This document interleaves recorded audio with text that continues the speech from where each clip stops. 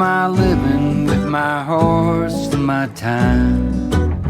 You keep the glory, the pleasure's all mine. I ain't a puncher, I ain't a buckaroo. I don't need a label, just a job will do. Day working cowboy ain't a dying breed, tied to his freedom like a root on a tumbleweed. Gonna make his living with his horse and his time. You keep the glory, the pleasure's mine. You keep the glory, the pleasure's mine. Howdy there, I'm Matt McKinley and we're burning daylight. Howdy there, daylight burners. Happy Wednesday, hump day. Hope everything's treating you well. It was a pretty gloomy day today. It was Tuesday. You're hearing this on Wednesday, but it was it wasn't particularly cold. About mid-30s, somewhere around there. But we had this fog that hung around, and it just hung around all day. Never did really go away.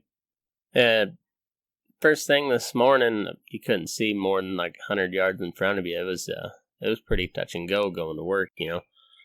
Saw like a grand total of 4 cars, and shit got dicey. It cleared up to maybe a quarter mile visibility this afternoon, but all in all, that fog just hung around all day. Kind of made it gloomy. I mean, we didn't see the sun a single time today, and everything was just kind of damp.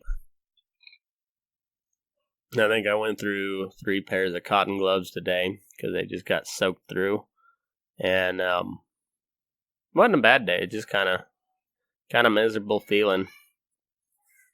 Got a little different type of show lined up for you. Gonna try to tie in some kind of current event type deals with some historical aspect and some of the political dealings involved, and try to wrap it all up in one kind of big general discussion. But before we do that, got to tell you about my sponsor, Loma Livestock, located there in Loma, Colorado at 1369 12.5 Road. Owned and operated by my good buddy George Raftopoulos and managed by Mr. CJ Page. They've got a sale every Wednesday with cows and singles starting at 9 o'clock, and the feeders follow there at 11. And make sure if you got cows and pairs to be preg checked and mouthed for the Wednesday sale, that you have them there in the yard by noon on Tuesday. If you wish to consign, visit with them, give them a call, 970-858-9988, and you can also check them out over at lomalivestock.com. Check the market report, look at their calendar of the upcoming events, and stay up to date on all they got going on over there in Loma, Colorado. So go check them out, lomalivestock.com. Go give them a visit on Wednesdays. And so one thing you'll find there at the sale barn, especially in these western states like Colorado, Nevada, basically any of the western states, you're going to have a brand inspector there at the sale. And the job of that brand inspector is to inspect every animal that comes across and check that they have a brand, depending on the location, and to verify that brand matches up with who is said to have owned that cattle. So to do that, you can verify with the brand book, which I think even most non-brand states have a brand book. Maybe not so much back east, on the east side of the Mississippi, but I know Kansas, I think my brand in Kansas just expired, but even Kansas has a brand book, but they're not a brand state. Oklahoma, states like that as well. So basically, you are verifying the ownership of those cattle, and origin of brands go back to basically the beginning of time. They used to brand slaves, and they've branded livestock for forever, and it still today is probably the most widely used form of marking ownership on an animal, and especially in these, like I said, in the western states. I can't speak to a whole lot on how they do it back in the eastern part of the country. So, but here out west, still pretty damn common, and like I said, most western states require a brand for that animal to be to change hands as far as ownership. So it's pretty commonly used. Anytime you're shipping a load of cattle, you got to have a brand inspector on site so you can get them moved, especially when you're going across state lines. And then, of course, when they change of ownership, you gotta have brand inspection and usually health papers as well. So, every time I hear brand, I just think of probably my favorite time of year, basically Christmas for cowboys. I'm not talking cowboy Christmas. I'm talking about Christmas season for cowboys, and that would be branding season. That means you get to go rope some calves. Sometimes you get paid for it. Sometimes you just get all the beer you can drink and a good meal, and usually some good stories. Plus, you get to rope. And everywhere that I've been, punching cows, day working, whether I was hired hand on the ranch or just neighboring or day working, whatever. Of all the cowboys that have been around, everybody loves branding season. It's just the weather's getting warmer. Or if they're the occasional fall calvers that you get to brand, and the weather's cooling down, and either way the weather's changing, and so if when you're heading into spring, you're coming off a long winter, and the days are getting longer and it's getting warmer, and you're riding a green colt, and and it's just it's a good time of year, and plus you get to rope. And then fall calving, you're coming off a long hot summer. Then you got the fall calvers, which you're coming off of a long hot summer. Usually where I grew up and I've spent most of my life, with summer comes the heat and the dust, and it's just dry. And late August into September, that it starts to cool down a little bit, usually more into September. But you get some moisture, and then like here in Nevada, it really starts cooling down at night, and then of course the days start getting a little bit shorter, and it's moving into fall, and you get to gather those fall calvers, and you get to rope. So everybody that's done any cowboying for any period of time knows that branding season is the best time of year. So, depending on what state you go to, there are various different brand laws, and they're all with the basic intention of basically creating a database to distinguish and verify ownership of cattle. So the brand that you put on your animal is a unique. While the characters in itself may not be 100% unique, they'll probably be similar, or if not identical brands to your own. And if that's the case, then you either distinguish them further by putting them in a different location or adding an earmark to them or something along those lines. So say you have like my brand in Kansas is the Rafter M Lazy M. Or I guess I call it Rafter M Lazy M. It's technically a Rafter M Lazy W. But anyway, it's Matt McKinley, basically. And there was a guy relatively close to where I live that had a Rafter M Lazy W, but his were not connected. Mine were connected, and his didn't have the rafter. That's why I added a rafter on, because it was very similar, and it'd be hard to tell, from a distance whether the M and the Lazy W are connected or not. So I just added a rafter to mine. So it's Rafter M Lazy W, and and then I could you don't see very many earmarks in Kansas, but they're pretty common here out. Further out west you go, because there's a lot of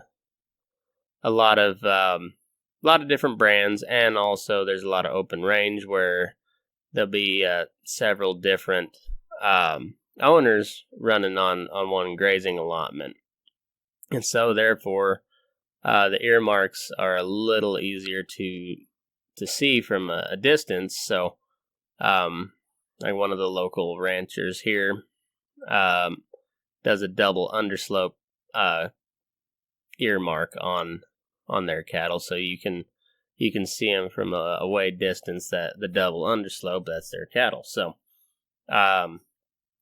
those are some of the kind of the two main ways to identify your cattle is a brand and an ear notch, and it's been done that way for hundreds of years.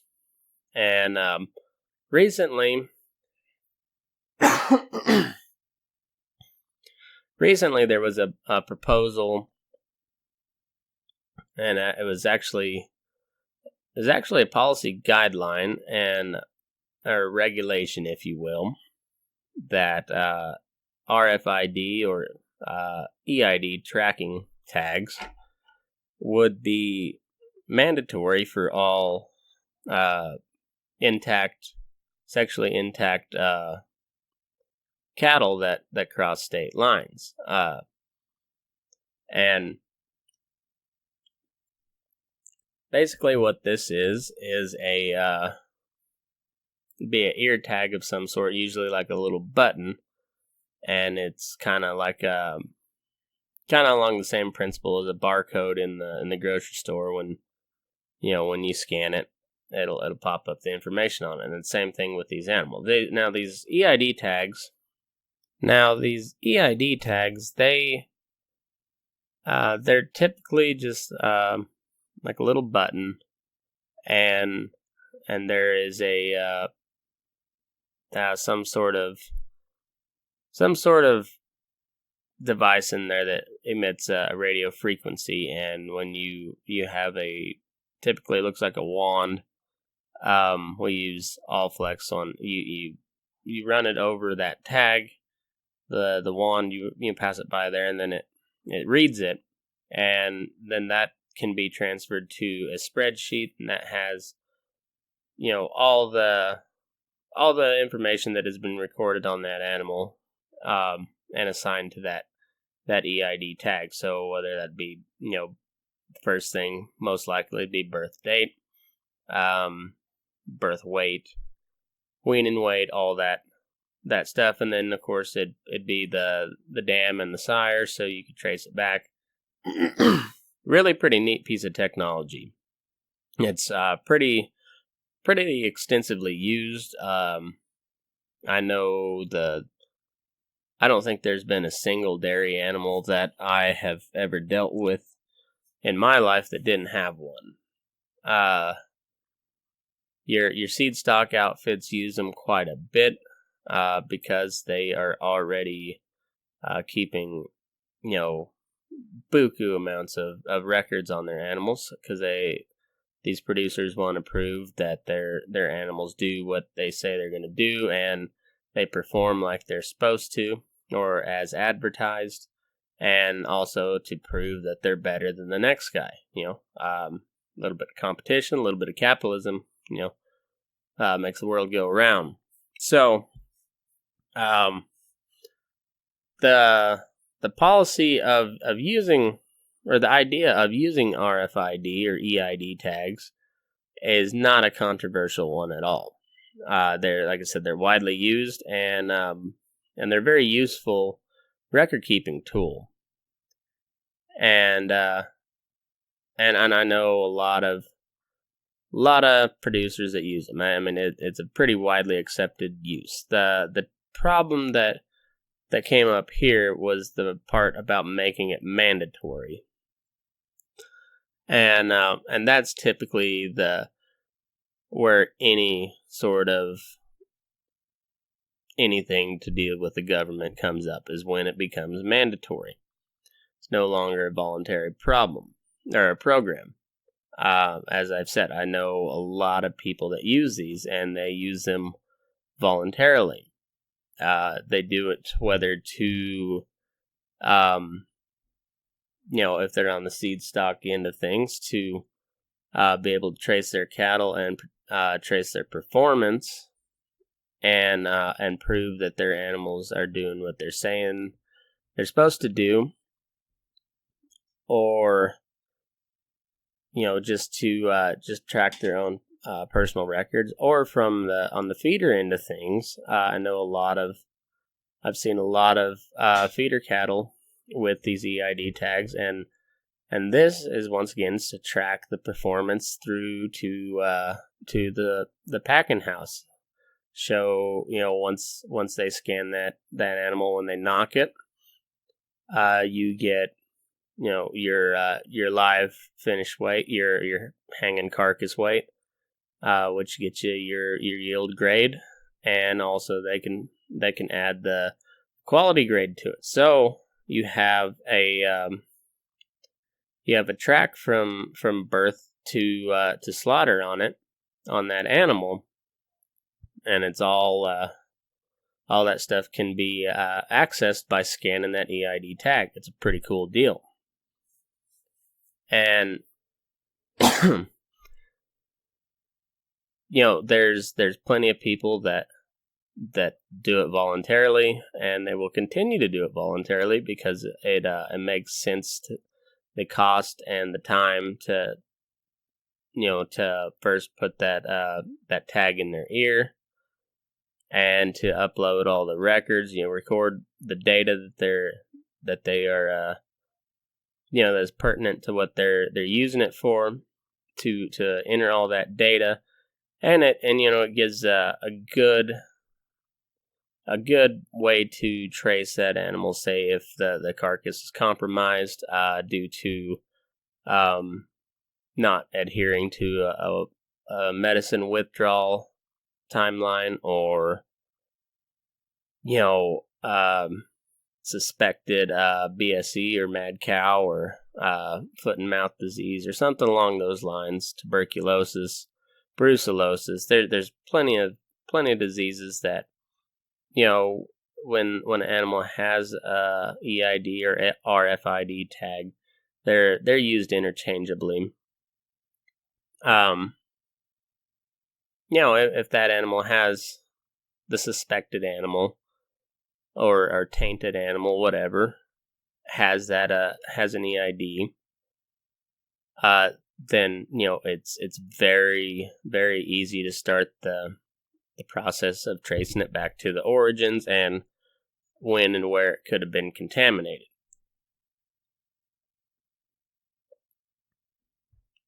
The way that this proposed rule read was that it was mandatory starting in, I believe, 2023 was the final implementation date, where every animal that crosses state lines had to have an RFID tag in their ear, or brisket tag, whatever, whatever the administration was, but it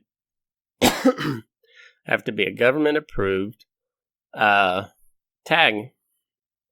And so it would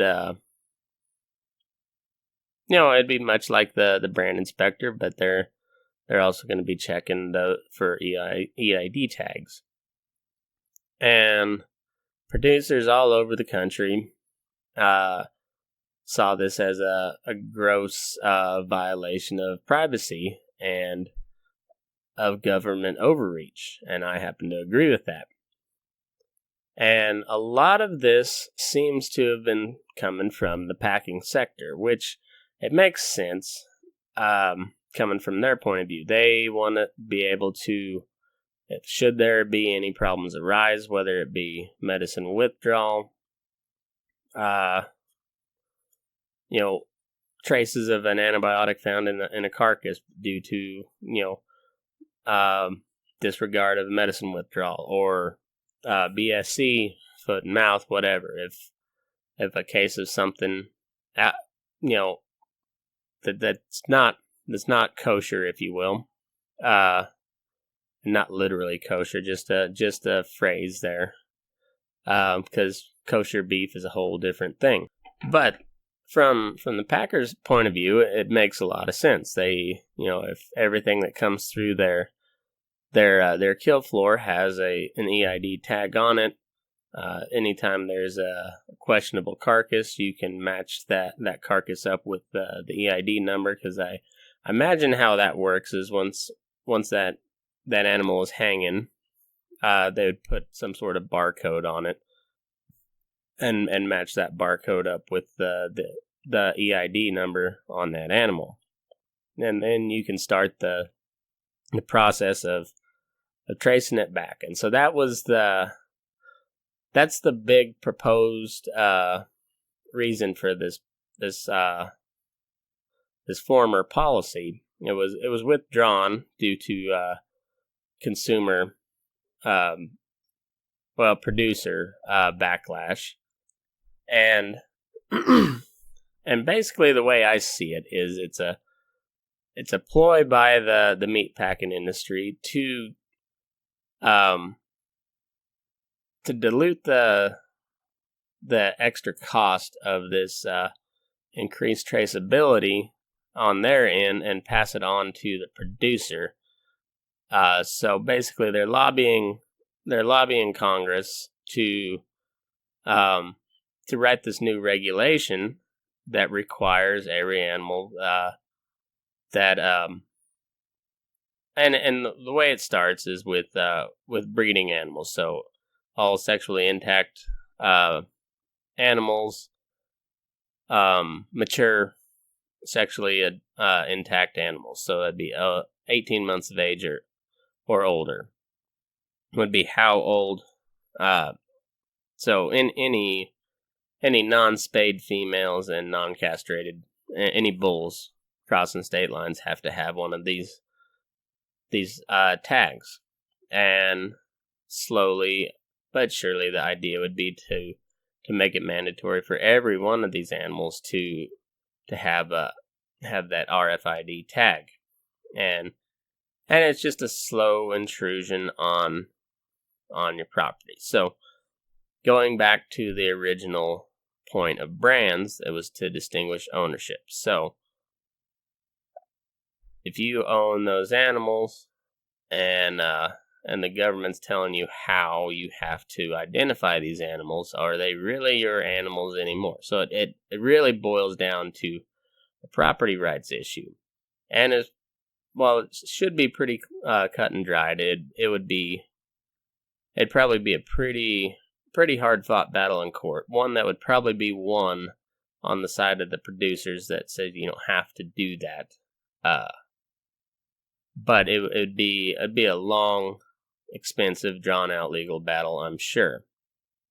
And so before the USDA withdrew this regulation, they did it just shortly after RCAF and the New Civil Liberties Alliance filed lawsuit for an injunction on this this proposed regulation. And so there's a particular phrase in this statement that was released that I want to read because it's pretty interesting, and it kind of goes back to some of the points that I've made in the past on some of these proposed regulations on as far as like country of origin labeling and really any proposed regulation on the beef cattle industry. Okay, so this is the following is the statement released by the USDA, and this was on October 25th. So it says, last April, APHIS, which is Animal Plant Health Inspection Service, posted a fact sheet to provide producers with information about the agency's guidelines and goals related to the animal disease traceability. Since the fact sheet was posted, APHIS has listened to the livestock industry's feedback.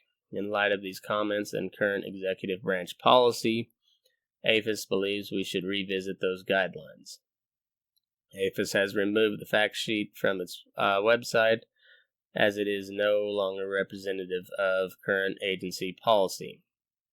Recent executive orders have highlighted the need for transparency and communication on issues set forth in the fact sheet before placing any new requirements on American farmers and ranchers. See Executive Orders 13-891 and 892. Consistent with these orders, APHIS has decided not to implement the requirements outlined in the April 2019 fact sheet regarding the type of identification devices that USDA APHIS will regard as official ear tags and the dates by which they must be applied to cattle. While the need to advance a robust joint federal-state industry animal disease traceability, ADT for short, remains an important USDA APHIS objective, we will take the time to reconsider the path forward, then make a new proposal with ample opportunity for all stakeholders to comment.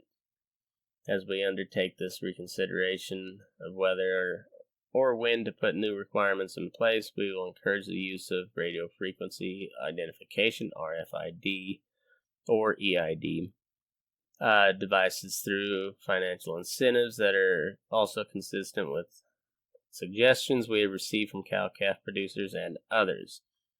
We continue to believe that RFID devices will provide the cattle industry with the best protection against the rapid spread of animal diseases, as well as meet the growing expectation of foreign and domestic buyers. It is important to note that despite any future actions USDA APHIS may take regarding official identification devices, the underlying ADT regulations apply only to sexually intact beef animals over 18 months of age, moving in interstate commerce, cattle used for exhibition, rodeo, and recreational events, and all dairy cattle. Those regulations permit brand and tattoos as acceptable identification if the shipping and receiving states agree. USDA's goals to enhance animal ADT have not changed. Our aim is to encourage the use of electronic identification for animals that move interstate under their current ADT regulation, enhance electronic sharing of basic animal disease traceability data, enhance the ability to track animals from birth to slaughter, and increase the use of electronic health certificates.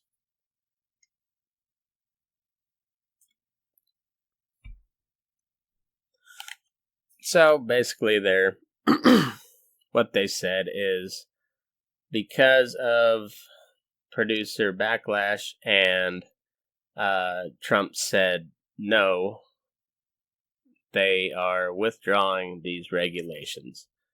So one of the phrases that really stuck out is that in light of these comments and current executive branch policy, APHIS believes that we should revisit those guidelines. And it says, remove the fact sheet from the website as it is no longer representative of current agency policy. So that means as soon as there is a new president, that policy probably will change.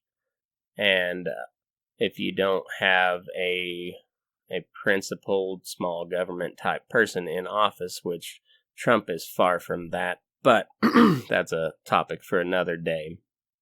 On this particular issue, he did a good job because it is respecting the private property rights of of the cow-calf producer, and so it's a good thing that they withdrew this policy proposal, but that doesn't mean it's put to rest. As I said, it's not current executive branch policy or representative of current agency policy. They continue to push the use of RFID, which in and of itself, like I said, is not a bad thing. It's just the fact when it becomes mandatory, they have all your information of all the cattle in the U.S. at their fingertips, which some people would consider to be a good thing. I do not. I don't trust the government with any amount of information on anybody, but as we all know, they can pretty well dig up anything they want on us at all times. So the harder that you have to make it for them to find anything on you, I am all in favor of. And this animal disease traceability sounds like a good deal, thing to make you all warm and fuzzy. And there's good arguments for it. Foot and mouth disease spreads very quickly. The whole BSE scare, even at the height of it, there was not very many documented cases of it worldwide, let alone in the U.S. U.S. has very strict standards when it comes to diseases and medicines and vaccines, and so we have a very healthy overall herd, by and large free of major transmittable diseases like foot and mouth or tuberculosis and things of that nature. So while the arguments for this ADT program is that they're very compelling, I do think that making this EID deal mandatory is a gross government overreach. It's directly intervening in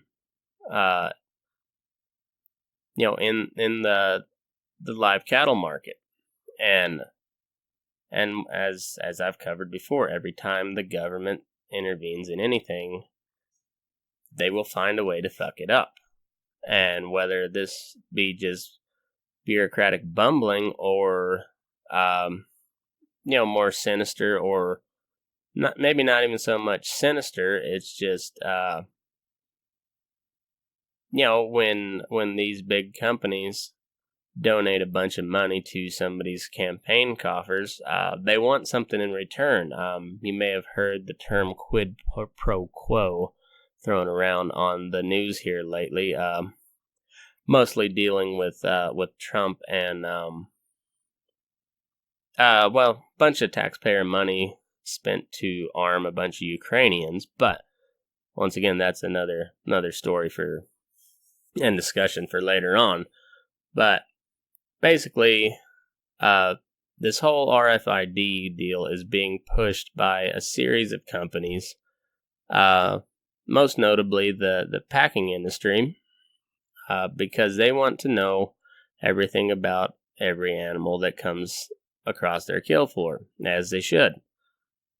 The problem is they are using the force of government, or attempting to use the force of government, to pass the cost on to the producer, and therefore the producer has to take the extra time, the extra cost to implement this, and they're not getting compensated for it. And because this would not be a voluntary deal, it directly hurts their pocketbook, and they're probably not going to get paid any more of a premium at all because of this. Now, as I said, there are plenty of market incentives for a producer to do this, because, as we've talked about before, the farm to table movement is picking up steam across the country quite a little bit. The younger trend in the marketplace tends to want to know where their food comes from, and that it was humanely raised, humanely slaughtered, all that I won't say nonsense, all that good shit. It is all good shit. I think it's a market trend that the cattle guy has yet to fully comprehend and take advantage of. But once again, when it becomes mandatory and the government has all your records, because they mandated that you provide those records, I mean, it's just the animal version of show me your papers. And I'm not in favor of it. And I understand from the packer point of view, they want all this information. They don't want to have to pay any extra for it. That's how most businessmen work. Yeah, how do I get around having to pay extra for this? And so they figure if they spend a bunch of money trying to get this new rule pushed, it'll save them even more money on the back end, or it'll make them more money. Not so much save them money. It's the initial cost of getting this legislation. Well, it's not even legislation. It's just it's a regulation, pushed forward by unelected bureaucrats. Nobody has a vote on it, and so they pay a bunch of money to get these regulations pushed through, which puts the burden on the producer to comply with this, and the packers in the meantime will reap the benefits. And like I said, they made it clear that this was only where is that exact line? These regulations only apply only to sexually intact beef animals over 18 months of age, moving in interstate commerce. Also, cattle used for exhibition, so that'd be like show cattle, rodeo and recreational events, and all dairy cattle. So, going back to that, as I said, every dairy animal that I've ever dealt with has had an EID. That's because it's mandatory. So there you go.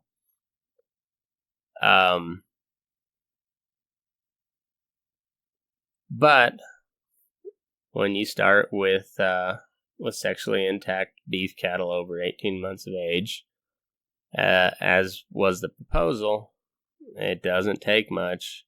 There might be some resistance, but once you get this precedent set, then they push further, and so then you'll turn to like the dairy industry, where all dairy cattle have to have an EID tag, and pretty soon all beef cattle will have to have an EID tag.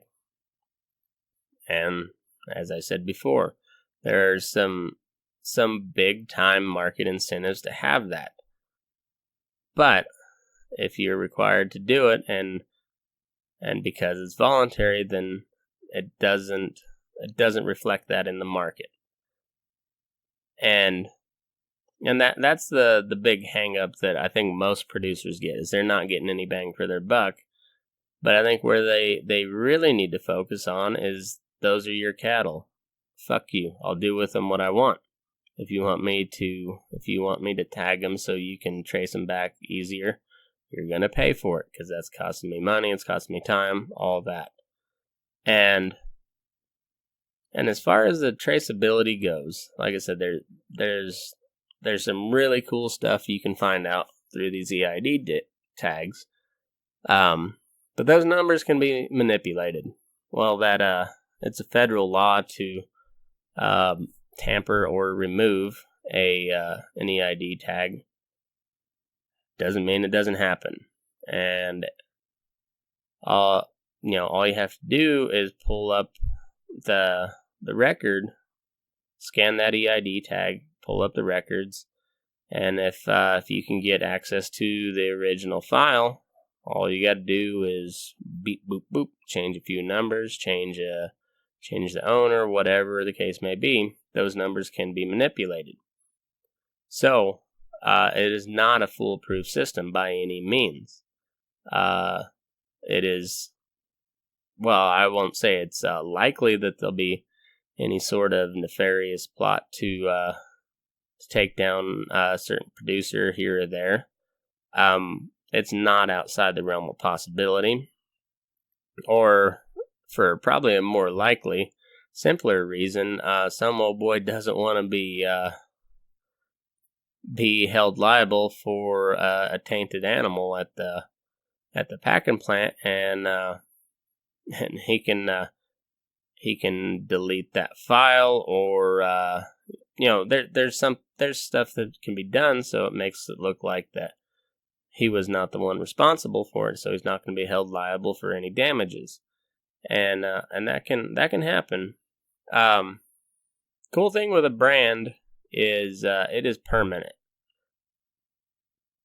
You the only way you're going to remove a brand is to physically cut it off the hide.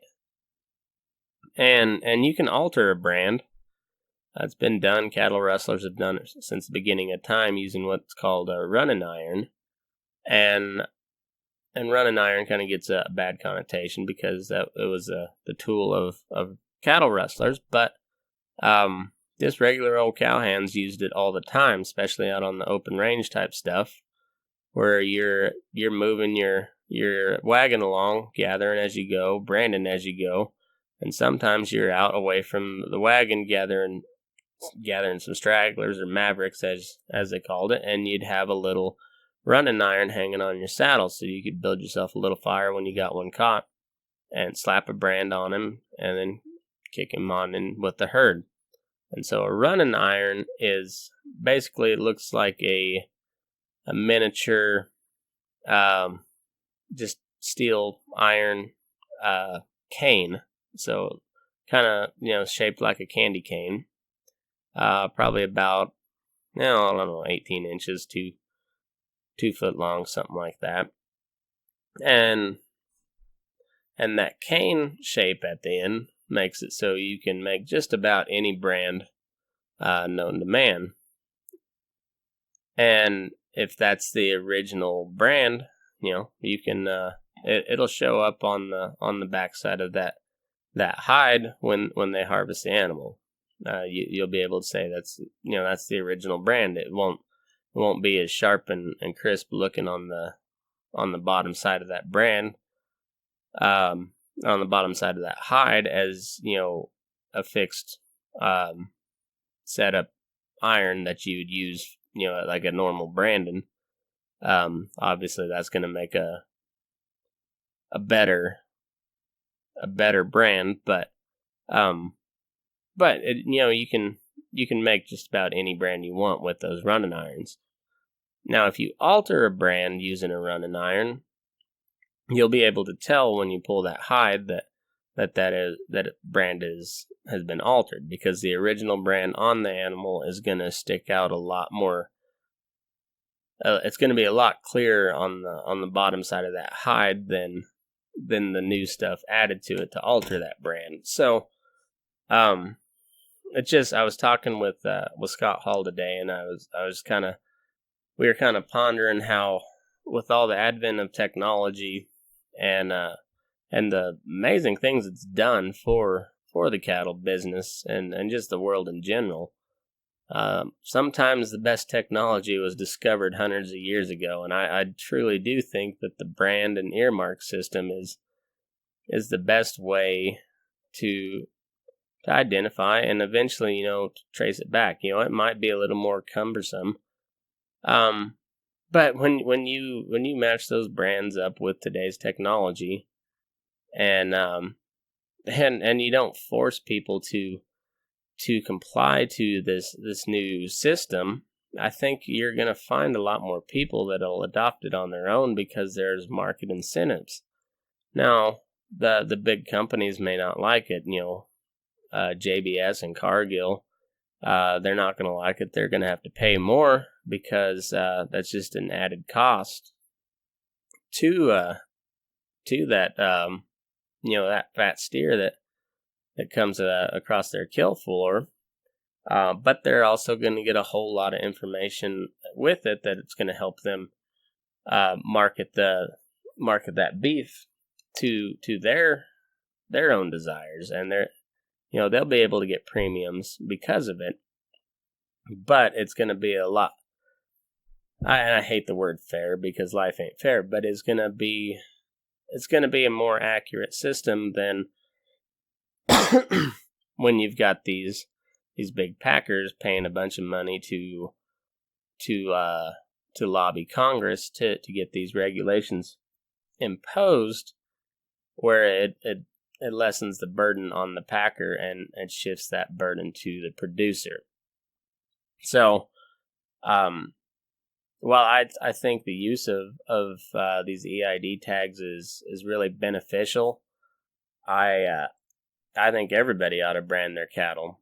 I think it's a way to stay in touch with the original culture of, going back to the vaquero. It was a bunch of Spanish monks that really kind of started it, and now to the buckaroos and the cow punchers and the cowboys today that still use it. And I think it truly is the best and most cost effective way to identify your cattle.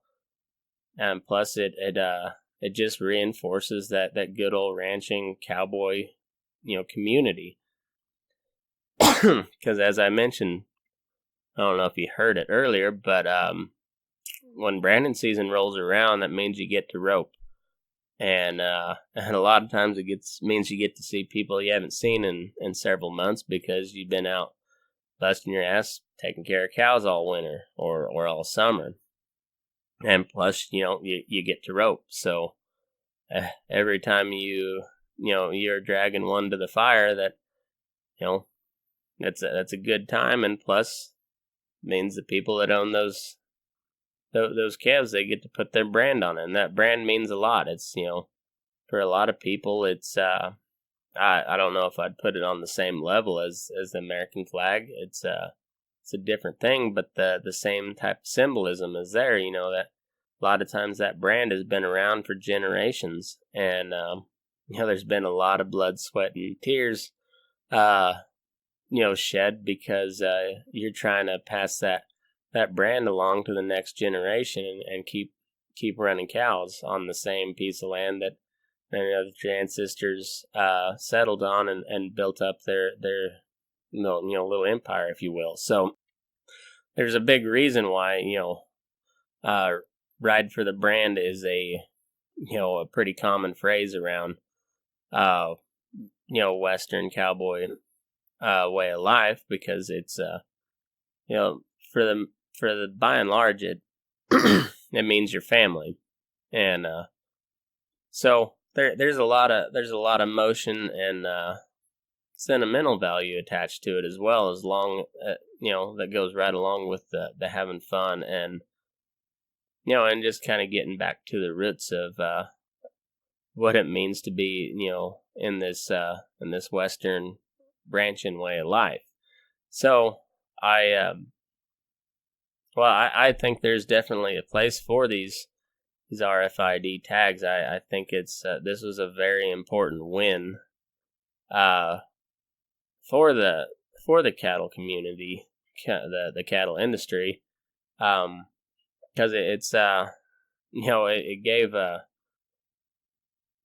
it gave the boys there in Washington a pretty big wake up call that that folks are like, hey, this is my business, ain't any of yours, and then and this is this is too much, and they just basically everybody said, fuck you, we don't want to do it, and it's a good thing to see. So hats off to I think, I don't know what, I can't remember if I read anything for like an official statement from NCBA. If I had to guess, it was probably kind of a typical political non-answer. But our RCAF and U.S. cattlemen's have been pretty strongly outspoken against it, and so kudos to them for racking up a win. That's a good thing. And while USDA and APHIS will probably never admit it, but I imagine that that lawsuit that was filed by RCAF and New Civil Liberties Alliance, or whatever, there's NCLA, New Civil Liberties Alliance. So anyway, I guarantee you that lawsuit had a big factor in the USDA withdrawing this proposed regulation, and that typically means that they knew they were going to lose in court, so they just withdrew it before they had to spend the money, because every now and then, even though people just kind of seem to not notice it at all from day to day, but every now and then there'll be an issue like this where it kind of keeps the government in check, where they think, well, maybe we shouldn't spend all this taxpayer money. And so I think the more wins like that we can have, the better off we are. So I guess that kind of wraps up what I wanted to talk about. But the main reason I wanted to bring this up, because I don't think this issue is going away. I'm going to do another probably series of shows on this whole global roundtable for sustainable beef in the U.S. And the subsidiaries of that would be like the U.S. roundtable for sustainable beef, Canadian, Brazilian, all these things. And basically, it's an unholy alliance of major corporations and non-government organizations, NGO, basically activist groups, banded together to shape public policy, and this roundtable nonsense is spearheaded by the World Wildlife Foundation, which is a big-time animal rights group, not nearly as militant as PETA or like Humane Society of the U.S.,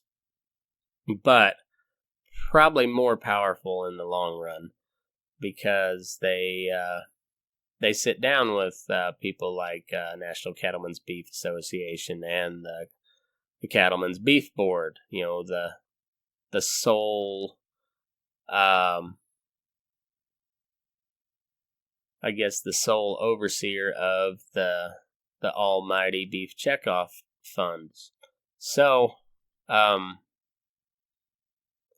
there is some very conspiratorial way of thinking when it comes to this RFID, mandatory RFID tracking deal that is not all that out there. I mean, you don't have to have a very big tinfoil hat to believe some of this stuff where it's headed. And I'll get into that on a later episode. I need to do some more research, but you could see where things would head, and so I think this was an important win. But I don't think the fight's over. This thing will pop up in the future. I guarantee you. And like I said, those couple statements or a couple phrases in that official statement. Current executive branch policy and current agency policy.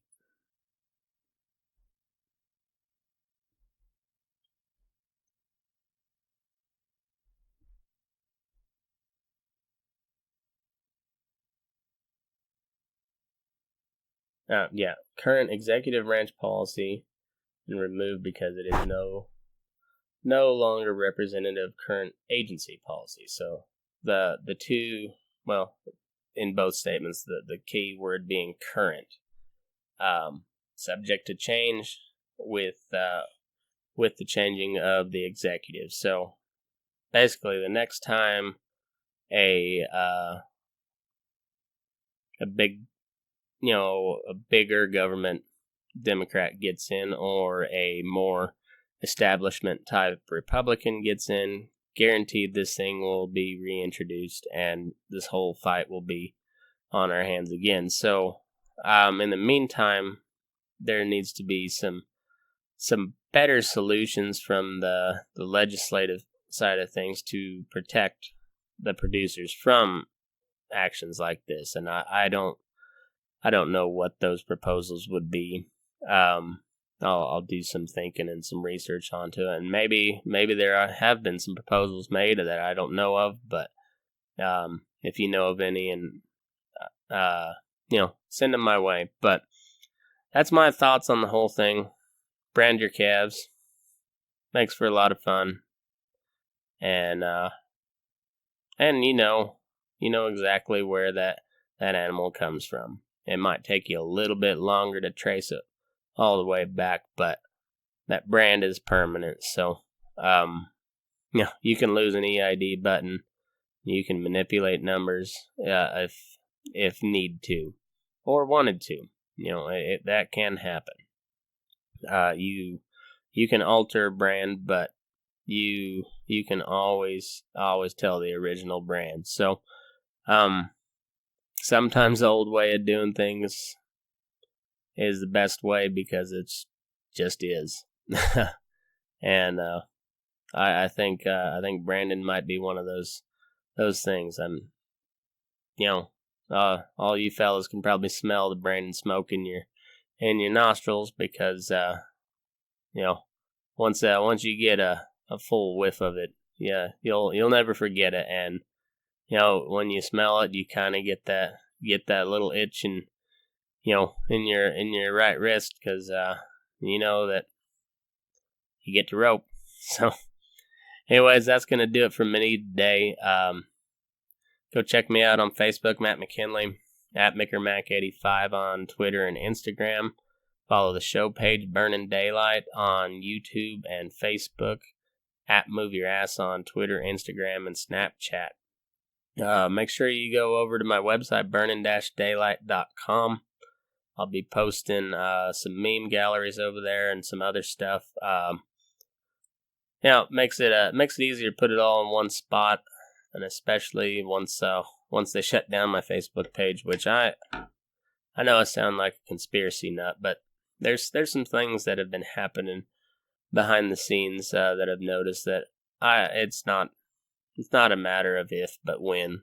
If all things stay the same with their, the current social media policies. So, in the meantime, I've got that as a backup, and we'll you'll get the same content that you'd always get, just in a different location, and that location happens to be mine. So, anyways, go check it out, burning-daylight.com. Look at the memes, and you can listen to the show right there as well. But I think that is going to finally wrap it up for tonight.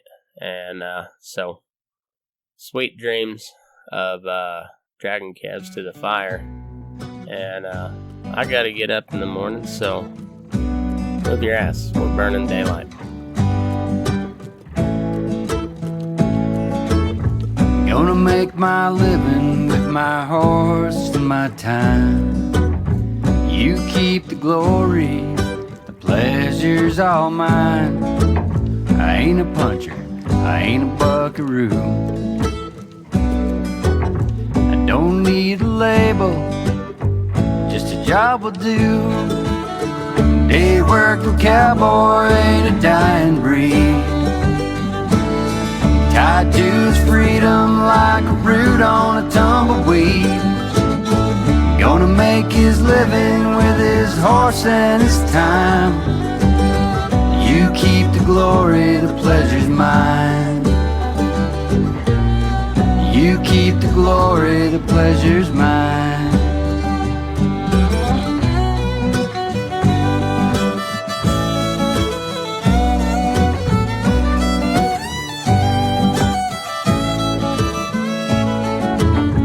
I love the spring, I love the fall. Any time of year, just give a call. Show up before the sun and stay until it's gone away. And if you're in a jam, I hope you look my way. Day working cowboy ain't a dying breed. Tied to his freedom like a root on a tumbleweed. Gonna make his living with his horse and his time. You keep the glory, the pleasure's mine. You keep the glory, the pleasure's mine. History gave him a name, God blessed his hands.